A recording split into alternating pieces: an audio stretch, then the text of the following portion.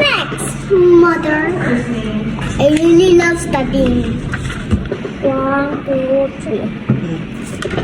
Galing mo. Nagsulat kami ng number kahapon. Naglaro ka lang ba? Yeah. Okay. 1, 2, 3. Try again. Ano? Iba yung dinuro, iba yung dinuro. Ilunggan mo daw lahat ng number 3. Anong Tagalog ng 3? 4, Hindi. 5. Hindi. Count ka nga. Isa. 1, Hindi Tagalog. 1, 2, 3. Okay. Anong number 3?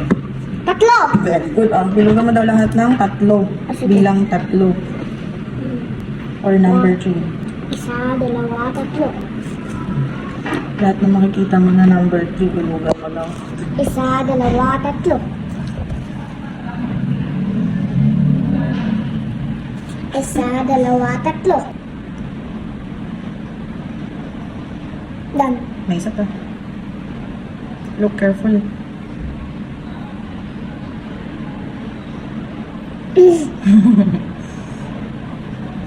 Done. Okay. Very good.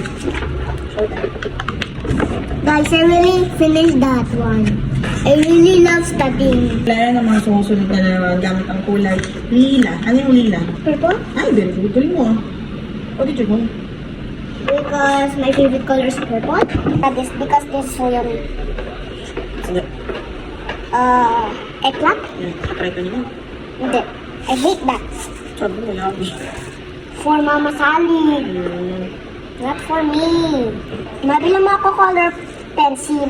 Color pencil. Kasi gusto ko parehas kami ng mga classmate ko eh. Bakit naka-color pencil sila? Si Seiya at saka si Princess. Sabi kasi yung teacher, ganyang color ka eh. Pero bilang mo pa din ako color pencil. Okay. Bilang mo pa din ako color pencil. Bilang mo ako color pencil pag may school na ulit ako. Okay, promise. Pagkatapos ng school ko, kailangan makita ko na may color pencil na agad ako. Okay? Helpful. Okay? Helpful. Ako yung boss dito. O, di ba kumabos? Ang tagal ng grapes.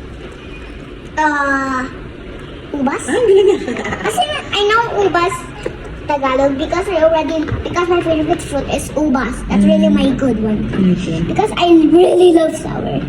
1, 2, 3.